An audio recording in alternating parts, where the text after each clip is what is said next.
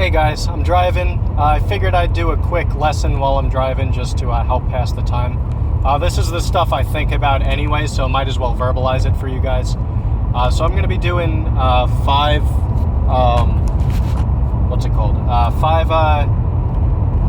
mistakes every artist makes. Five tips that every artist should follow. So tip number one would be paint with a broad brush. Now, what does that mean, paint with a broad brush? It means, so there's different size brushes. There's like small, big, broad. So always go with the broad brush. Just, people say it's personal preference. Wrong. It's the best brush to use. Tip number two. Make sure you're in a good state of mind when you're painting. A lot of times I'll be painting and I'm very angry. Maybe I just screamed into a pillow.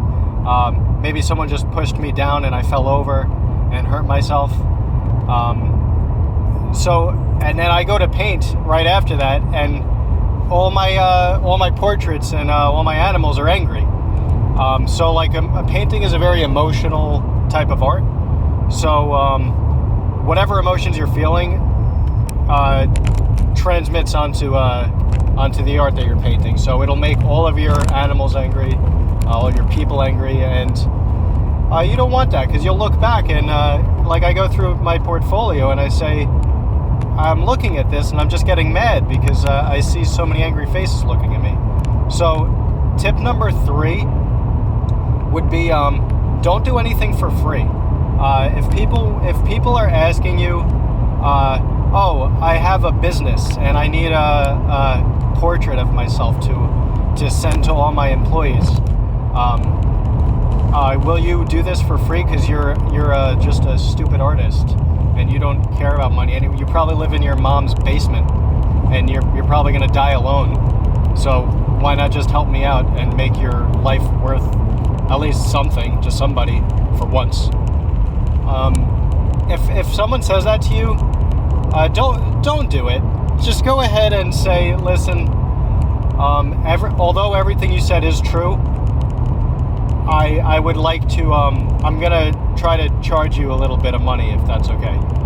And if he says no, then go ahead and do it. Just do it, because my car's telling me that I'm almost on empty. It's not good. See, this is the money issue that I'm talking about. So I don't think maybe I could scrape together a couple pennies, make me home, help me get home.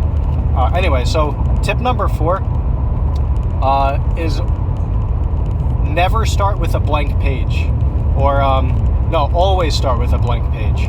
So if you're starting with a page where you made a mistake and you're trying to paint over it or something, don't do that. Just because what I've noticed is you start wanting to finish painting what you were painting before. So I'll give you an example. I was painting a beautiful boat the other day, a sailboat with a nice there was 2 sailors, 3 sailors.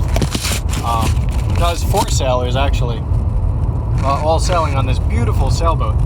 And I drew one line, for the boat with the pen, and I gave up right after that because my pen was starting to run out of ink.